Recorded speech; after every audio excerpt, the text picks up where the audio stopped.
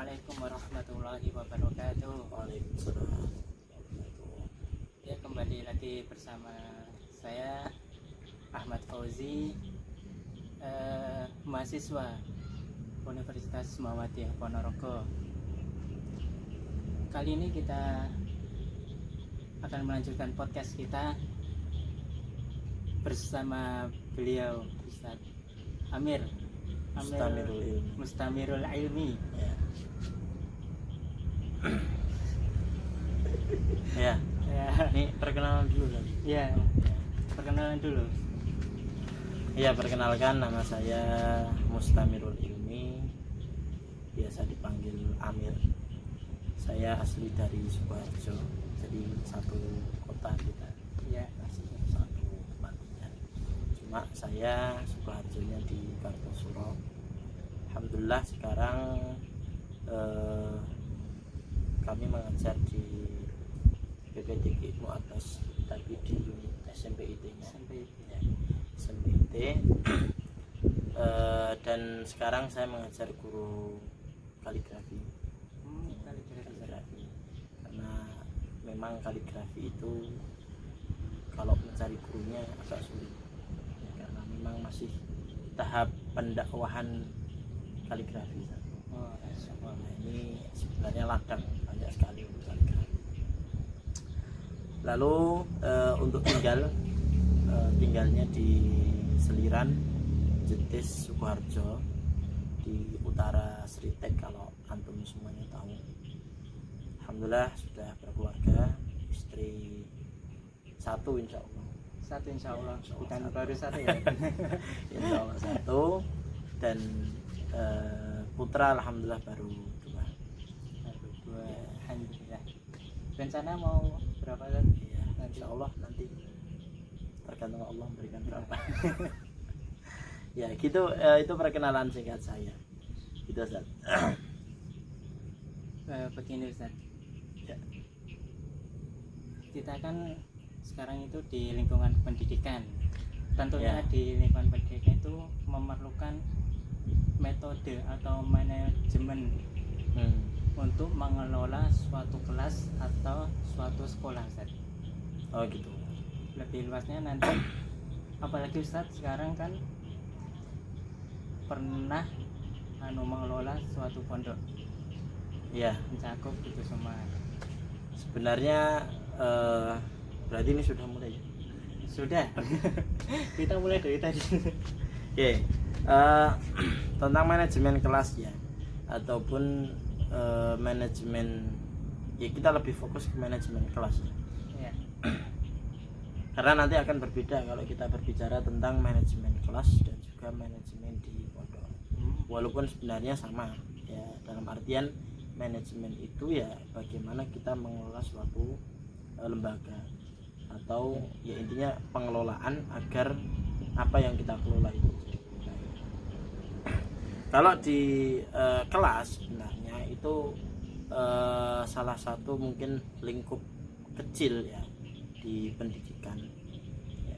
Karena nanti kalau lebih luasnya lagi kan manajemen tentang tentang sekolahnya itu sendiri ya. Terus dan lain sebagainya lah. Intinya kelas itu kalau mungkin kita lihat ya, salah satu memang bagaimana kita cara memanage kelas itu sesuatu yang terkecil lah ya, kita bilang bisa jadi seperti itu. Nah untuk manajemen kelas itu sendiri, jadi itu sebenarnya ya sangat penting untuk seluruhnya, itu penting karena agar apa yang kita manage itu menjadi lebih baik ya, lebih stabil dan lebih di sana bisa kita kendalikan. Jadi kalau kelas ya, maka penting bagi kita untuk sebagai pengajar, sebagai guru, sebagai muallim itu bisa memanage kelas. Ya, kita tahu lah kalau kelas itu kan dari berbeda tingkatan, ada yang SD, TK lah, SD, SMP, SMA, itu beda-beda di sana karakteristik muridnya. Dan itu pun kalau seandainya kita masuk ke ranah ya guru, ya berarti kita juga harus menyesuaikan. Contoh mungkin kita tidak bisa memanage kelas SD kelas 1 seperti halnya kita memanage kelas SMA. Ya, karena anak-anak SD ya seperti itu, banyak gojeki, apalagi dan harusnya perlu banyak sabar ya perlu banyak sabarnya. Kalau di SMA beda, karena terkadang mungkin mereka sudah mulai paham lah bagaimana untuk biar kelas itu kondusif. Kita ngomong ke ketua kelasnya, mereka ngandani atau apa, bilangin teman-temannya, insya Allah sudah lebih mudah paham daripada kita ngomong ke apa, ketua kelas yang kelas 1 itu SD itu. SD. Ya, mau dibilangin berapa kali ya temennya malah kadang ya rangan. Ya. Jadi manajemen kelas itu penting. Ya untuk umumnya juga seluruh manajemen itu penting. Maka agar apa yang kita kelola itu menjadi lebih baik, lebih kondusif lagi, maka perlu ada manajemen. Nah, salah satunya kalau guru itu manajemen kelas. Gitu tadi. Jadi pokoknya penting lah. Antum juga sudah pernah mengalami pembelajaran dan Ustadz manage kelasnya seperti apa, atau ya, antum juga pernah mengajar, insya Allah sudah juga tahulah bagaimana cara memanage kelas itu menjadi lebih kondusif lagi.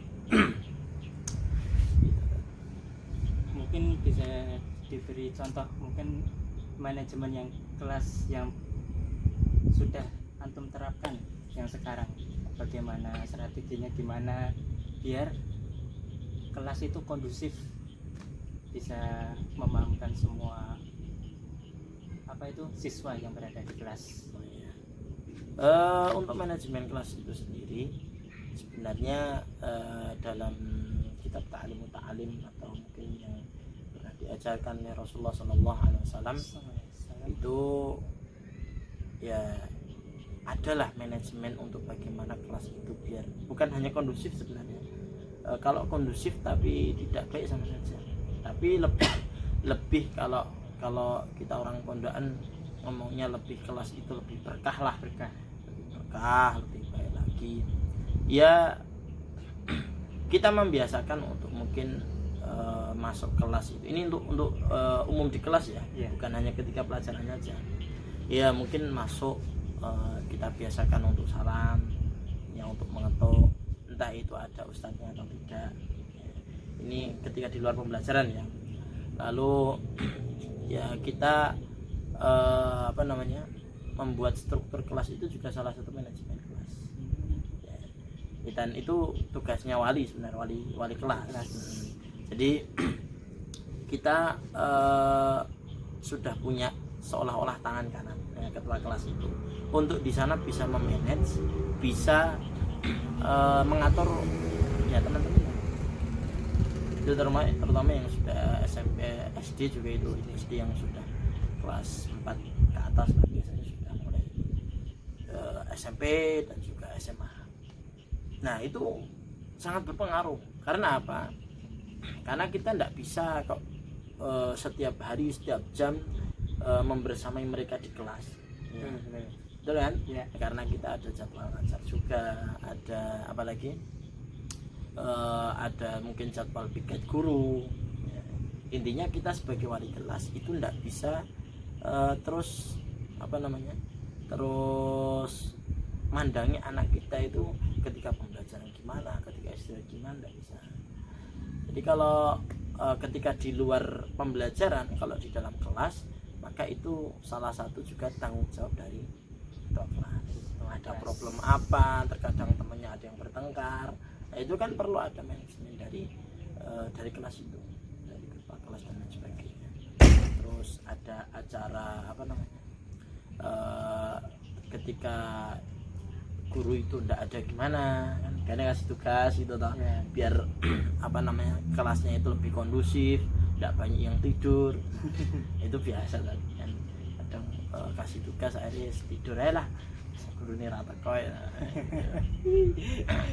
Tapi ya kita tetap berusaha untuk agar memang kelas itu kondusif. Itu ketika di luar pembelajaran. Tapi kalau di dalam pembelajaran berarti itu merupakan salah satunya juga tugas dari guru yang mengajar. Ya, guru yang mengajar, karena itu sudah ranahnya ya, sudah ranahnya ya. Mau anak itu tidur ya tetap kita harus bangunkan, karena ya terkadang ada guru itu di sana malu atau sungkan negur. Mungkin muridnya capek, Yo, gimana dia husnudanya seperti itu. Padahal Intinya husnudanya seperti itu. Padahal ya karena mungkin santri itu bisa juga males belajar waktu itu juga ya. Tapi untuk kita bagi guru itu tetap di sana harus menjaga kekondusifan kelas itu banyak sekali. Manajemen ya seperti itu ya. Kayak tadi ketua kelas itu sangat penting sekali ya. Lalu ketika di dalam pembelajaran ya berarti itu ranahnya guru yang mengajar. Mau apapun di sana metode pembelajarannya, saya kira sekarang guru-guru itu sudah banyak cara lah. Mau ada yang nek ngantuk suruh senam dulu lah biar ngantuk. Ada yang biar lebih rame ketika masuk, kadang murid-muridnya dikasih yuk kata-kata mas hari ini. Wah, ya kan model-model sekarang seperti itu kan ya. Banyak sekarang seperti itu. Ataupun mungkin yang tidur nanti suruh berdiri di depan dan lain sebagainya ya. Dan itu sekali lagi merupakan ya cara-cara atau metode-metode guru-guru untuk di sana memang anak itu bisa melek ketika belajar. Nah, itu. Dan juga setidaknya ya tidak tidur tadi lah ya, walaupun terkadang dia belajarnya nggak tenanan, tapi guru itu lebih terkadang di sana senang ketika anak itu di sana bisa ya nggak tidur lah ketika pembelajaran. Kadang miris sekarang lihat apa ya ketika pembelajaran anak-anak malah tidur ya. Apalagi saya dulu pernah menjumpai pula, insya Allah guru kami dulu beliau sudah sepuh anak-anak yes. Beliau sepuh dulu ngajar apa namanya pelan suara. Sehingga ketika beliau ngajar itu banyak sekali yang tidur ya, seperti itu. Jadi memang butuh cara-cara yang baru agar di sana kelas itu lebih kondusif, terutama dalam pembelajaran sebenarnya gitu. Ini Ustaz, antum kan sekarang di ranah SMP itu. Apalagi di mana di Ibnu Abbas pondok ya, Ibnu Abbas ya.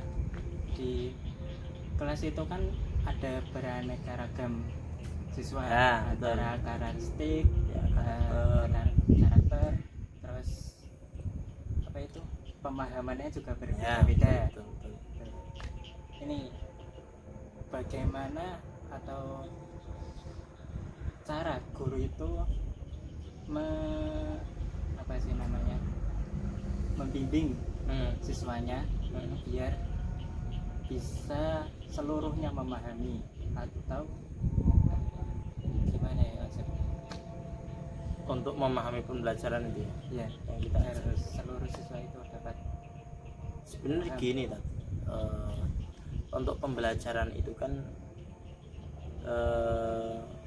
banyak ya, terutama kalau di pondok ya, ada tentang dunianya, ada mungkin yang kedinasannya seperti yang umum-umum matematika, IPA, IPS.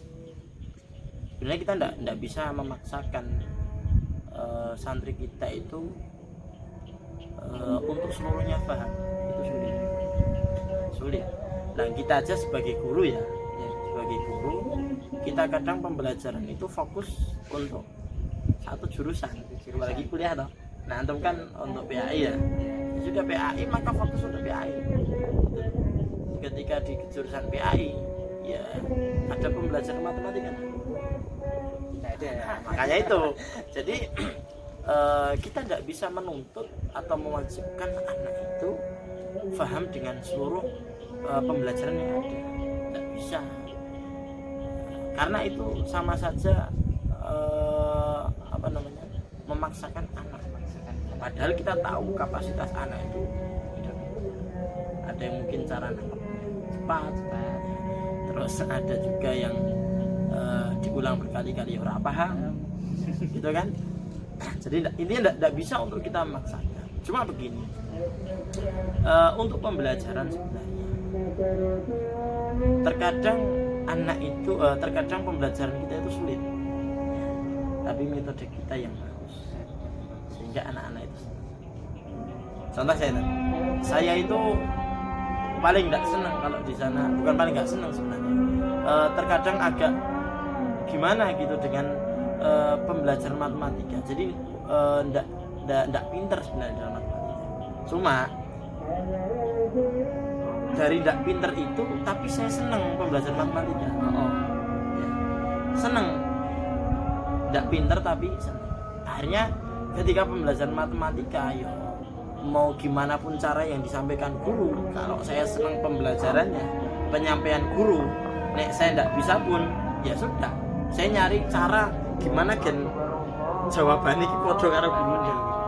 Ada seperti itu ya, ataupun orang-orang lain yang terkadang dibilang contoh nahwu sorof sulit. Saya juga punya guru, beliau masya Allah, saat kami ketika beliau mengajar nahwu sorof itu orang-orang mengatakan nahwu sorof gurunya galak dan sebagainya. Nah, menurut kami beliau bukan galak, tapi beliau memang mengajarkan kepada kita bagaimana pembelajaran itu lebih kondusif lagi. Insya Allah beliau ketika masuk selalu memberikan pertanyaan ya, dan itu terkesan bagi kita. Buktinya sampai sekarang untuk nahwu, kita dulu belajar nahwu wadih ya, itu juga mengenang sampai sekarang ya. Mau ditanya nahwu wadih itu mahwal fi'lu ya, terkadang langsung terlintas walaupun kadang kita nggak tahu artinya. Nah itu masya Allah mengenang. Tapi saya suka dengan pembelajaran itu karena penyampaian ustadz kami itu masya Allah bagus, metodenya bagus. Jadi sesulit apapun pelajaran yang orang lain itu kira sulit, tapi kita karena senang itu bisa menjadi mudah. Jadi intinya adalah kita tidak bisa memaksakan anak itu bisa dalam pelajaran kita. Tapi lebih baiknya lagi ya, bukan kita memaksa anak itu, tapi kita mencoba agar anak itu senang dengan pelajaran kita. Jadi gitu. Pokoknya kalau sudah senang, anak itu antusias, ya tahu. Terus sesuatu yang dia tidak paham akhirnya tanya kepada kita, ya sudah, akhirnya dia senang, bisa jadi paham gitu. Jadi pokoknya tidak bisa lah kita memaksakan untuk anak itu tahu atau paham seluruh apa yang kita, cuma dari kita sendiri, metode kita, dari diri kita sendiri itu bagaimana agar anak itu bisa senang dengan pelajaran kita, atau setidaknya dengan kita, sehingga bisa kita dan murid itu bisa sharing, bisa ngobrol lah, bisa tanya-tanya, mereka enjoy. Karena terkadang murid itu agak kekok lah sama gurunya ya, mau tanya ya izin, kadang ya enggak aku nek seneni piye gitu kan. Tapi itu nanti ada cara sendiri agar memang kita itu juga dekat dengan murid. Kalau jenengan antum sendiri gimana pelajaran yang Saya dulu cuma pelatihan. ya maksudnya pasti kita paham dengan satu pelajaran, walaupun pelajaran ada beberapa yang tidak. Kadang sekarang itu belum paham ketika diajar, ketika disuruh mengajar baru buka buku, oh ternyata begini toh. Iya, Begini toh. betul. Begini. Betul. Saya merasakan sendiri itu. Betul. Oh iya, gini kan. Ketika ada suatu kasus di kelas, misalnya contohnya pernikahan Ya. atau apa itu, gimana pendekatan antum ketika menyelesaikan masalah tersebut? gitu. Ya kalau pertikaian itu hal lumrah ya di dunia anak-anak, kadang ya, mereka bertengkar lah masalah apa dan lain sebagainya.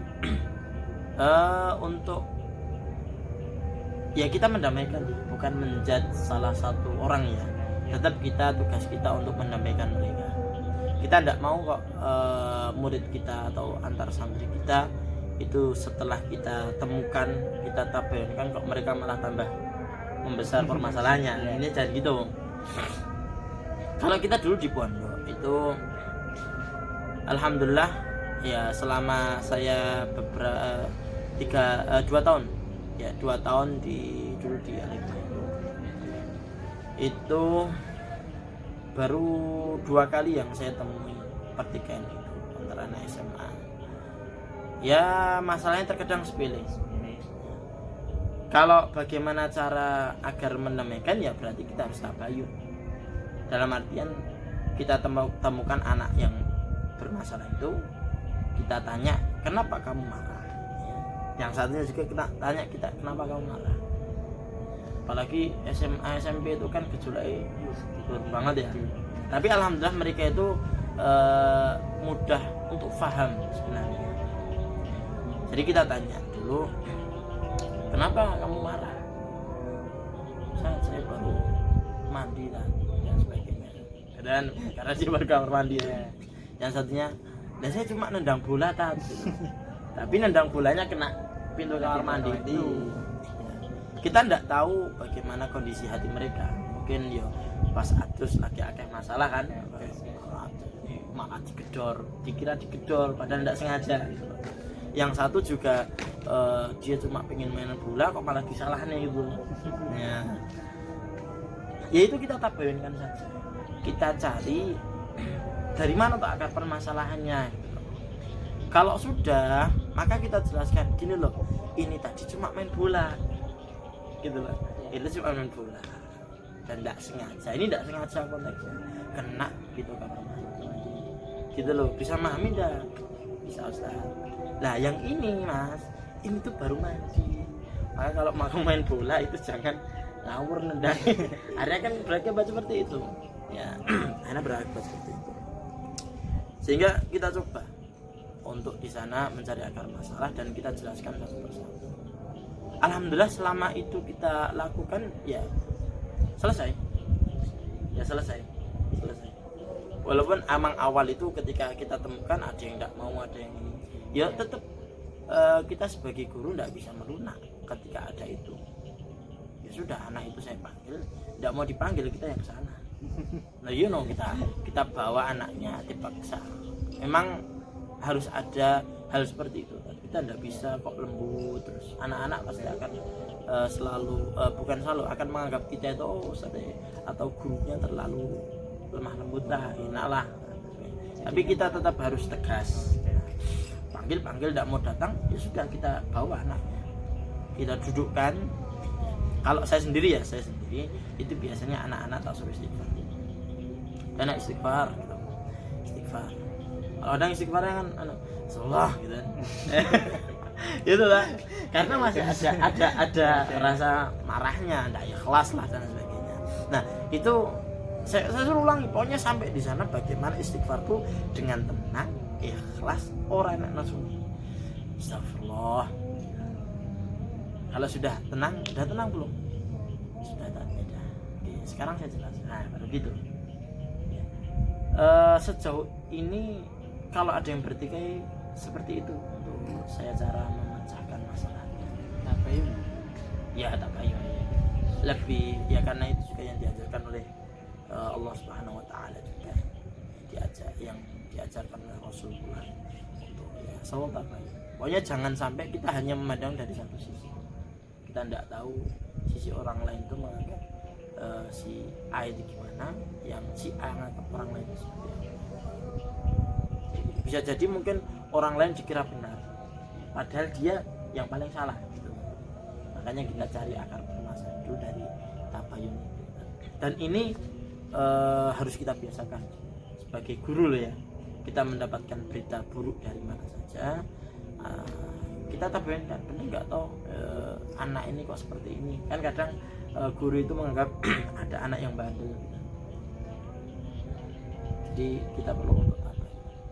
Bahkan kita perlu mungkin ketika kita jadi guru kan, atau mungkin wali kelas, ada anak dia kok anak muridin jenengan di sana bandel sekali, mungkin sering bertengkar dan sebagainya. Ya kan pasti ada solusi agar di sana anak itu apa toh permasalahannya itu sebenarnya, apakah dari permasalahan pribadinya ataukah dari keluarganya kan gitu. Pokoknya kita belum masuk pondok atau sekolah itu kan juga ada ya permasalahan betul. sebelumnya di rumah. Intinya tadi kita tabayun seluruhnya sebisa mungkin untuk kita tabayun agar di sana clear. Tapi ini sulit kan? Ya, sulit karena sifatnya manusia itu lebih mudah untuk menjudge, untuk apa namanya, mengomentari lah. Apalagi orang Indonesia kan netizennya masya Allah ya, gitu kan.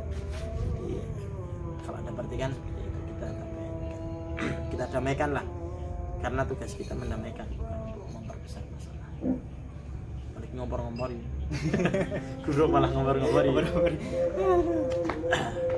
Ya ini yang terakhir Zat. Begitu. Ya, ini mungkin pesan atau motivasi antum untuk para pendidik atau calon pendidik nanti untuk menghadapi murid-murid sekarang gitu. Oh, Era terutama antum ya. ya saya sendiri. Maksudnya antum mau jadi guru gitu loh. Ya. Pesan kami untuk para guru ya, terutama juga untuk diri saya sendiri ya, guru itu bisa bermakna, kalau dalam bahasa Jawa itu digugulan, ditiru. Kenapa kok guru itu harus digugu atau didengarkan, diperhatikan? Karena ya guru itu yang membimbing kita itu ketika di sekolah itu, atau mungkin kalau para asatid, para ustadz itu di pondok. Kalau kita nggak nggugu, nggak mendengarkan nasihat dari guru, ya terus masih apa lagi? Karena guru itu ketika di sekolah menjadi orang tua kita, menjadi pendidik, bukan hanya menjadi pendidik, menjadi orang tua, kan ngurusi anak-anak wong kan. Saya kalau kita di pondok kan lebih ini lagi ya. Di pondok is 24 jam. ya 24 jam wis kayak bapak ibu dhewe iki. Apa meneh ustaz cek bujang kon ngurusi anak wong. Ya, intinya guru itu untuk bagaimana biar kita itu bisa digugu, ini untuk para guru ya, didengarkan. Bagaimana caranya? Ya, berarti kita harus punya wibawa, muruah di depan murid. Jangan sampai kita sebagai guru itu tidak punya kehormatan di mata murid kita atau santri kita. Jangan sampai, karena kalau kita tidak punya kehormatan, maka kita akan disepelekan. Jadi tetap kita harus punya di sana muruah, ya, wibawa lah, wibawa. Ketika kita sudah punya wibawa itu, maka murid kita di sana akan mendengarkan dengan apa yang kita nasihati. Wibawa bukan berarti kita menjauhi anak-anak, tapi wibawa itu anak-anak di sana akan merasa segan dengan kita, tidak mudah untuk mempermainkan kita, tapi bisa dekat dengan kita. Contoh gini, karena kita sebagai guru, sebagai orang tua di sekolahan, ya mereka bisa dekat dengan kita. Anak-anak kan dekat dengan ibunya, dekat dengan bapaknya gitu kan. Lalu ketika anak itu berbuat salah, ibu menegur atau ayah menegur, mereka akan, oh iya, bapakku marah, ini berarti tidak benar, atau ibu marah. Bagaimana anak itu bisa dengan kita, dengan guru-guru itu sedekat seperti halnya dia dengan orang tua. Dan ini ya, insya Allah sudah banyak diterapkan ya.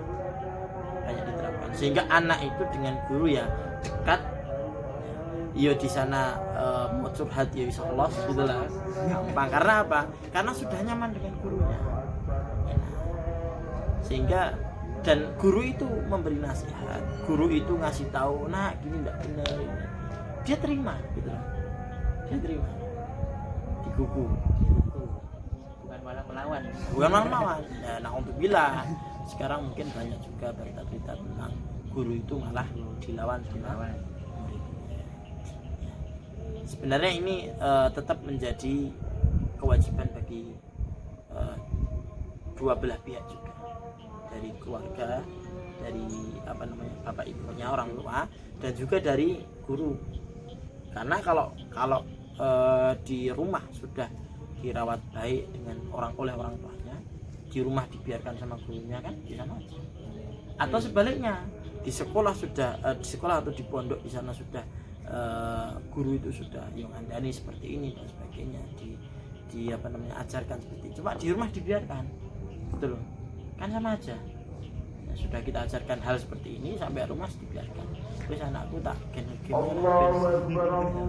waya sholat kita anakku ngantuk kesel benar gitu kan, ada gitu ya. Maka itu tadi, pokoknya tetap kita itu sebagai guru berusaha untuk memiliki wibawa agar kita bisa digugu atau dihormati, kita punya wibawa di hadapan para santri. Digugulan ditiru, begitu pula begitu pula dengan ditiru itu ya kita sebagai guru ya. Maka guru itu bukan hanya di sana bisa menyuruh santrinya saja atau muridnya saja ya. Atau di sana kadang ada guru yang menyuruh muridnya atau santrinya tapi tidak pernah melaksanakan gitu kan ya. Maka kita sebagai guru ya, agar di sana ditiru oleh anak didik kita pula, maka kita perlu memperbaiki roh kita juga. Terkadang kenapa kok anak murid itu bandel, kenapa kok anak itu di sana kurang menganggap kita ya tidak hormat pada kita. Bisa jadi karena memang roh kita juga berantakan ya. Roh kita juga berantakan. Kita ngajak mereka untuk sholat sunnah atau sholat, cuma kita terkadang kalau sholat pun juga rotok nyedet contoh gitu ya. Itu berpengaruh sekali ya. Sangat berpengaruh sekali. Maka kita sebagai seorang mu'alim itu harus memiliki roh yang baik. Nah, dari roh yang baik itu maka akan terbentuk dari diri kita itu sesuatu yang baik juga. Sehingga ketika kita sudah memiliki kebiasaan yang baik ya, terutama itu mungkin anak-anak juga melihat dari sisi kita.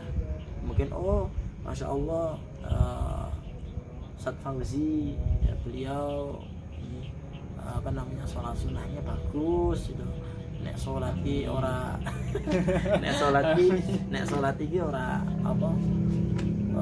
ora kesusu ya. Atau ketika ngomong Masya Allah Ustaz Fauzi itu bagus ngomongnya, ora pernah marah-marah atau apa. Nah itu kan orang-orang akan santri akan melihat, murid itu akan melihat, Masya Allah jadi gini ya. Dan itu yang berkesan banget bagi kita juga ya. Ada guru kami itu Masya Allah, ketika kita salah itu ya sudah, beliau geleng-geleng saja, Masya Allah, sambil kita dinasihati juga, beliau yang murah senyum ya. Guru kami dulu di pondok, beliau murah senyum sekali ya. Beliau tidak gampang marah ya. Beliau wibawanya juga ada ya. Dan pokoknya bagaimana memang agar anak itu bisa terinspirasi bagi kita, kan itu digugulan ditiru. Nah, kita menjadi inspirasi bagi santri-santri kita atau murid-murid kita. oh masya Allah guru Pak ini beliau dalam ibadahnya kok bagus banget ya, masya Allah. Atau mungkin ada kisah inspiratif dari kita untuk di sana bisa menginspirasi anak-anak. Intinya untuk kita jadi guru, ya bagaimana kita bisa untuk digugu tadi, kita punya wibawa dan ditiru. Ya, maka yang jadi guru itu memang tuntutan yang besar. Jadi kita mengajar juga kita belajar untuk tetap memperbaiki diri. Dan satu lagi, untuk mungkin guru-guru yang sekarang, kita menghadapi anak-anak yang mungkin zamannya pasti ya, zamannya itu berbeda dengan dulu kita belajar. Yang sekarang mungkin lebih banyak ada di sana gadget, ya, karena itu memang berpengaruh sekali. Itu nanti berdampak banyak sekali terhadap akhlak-akhlak anak-anak kita. Nah, kita sebagai guru ya tetap di sana mencari inovasi terbaru bagaimana anak-anak itu ya kita bisa menghadapi anak-anak itu dengan baik lah pokoknya. Kita lihat aja berita sekarang di Indonesia ya, sampai ada yang kita ada guru itu menghukum muridnya, justru malah muridnya ngasih tahu ke orang tuanya, malah mengadu, orang tuanya malah marah ke gurunya. Karena kita dulu kan beda ya, kalau kita dulu malah ngadu ke orang tua malah ditambah kan gitu loh tambah. Jadi ya intinya harus banyak-banyak sabar, benar-benar kita belajar seperti orang tua mereka yang memang juga sabar untuk menghadapi murid, apalagi kan kita menghadapi banyak murid gitu loh yang karakteristiknya beda, dan kita juga harus bersikap adil pada mereka. Sikap adil bukan arti sama rata, tapi tetap tetap kita memenuhi hak-hak mereka agar di sana tetap kita adil pada mereka. Tidak bisa kita samakan yang ada orang berkebutuhan khusus dengan orang yang tidak, dan gitu kan. Pokoknya tetap adil dalam artian hak-haknya anak-anak itu tetap di sana terpenuhi, dan kita juga baiklah pada mereka.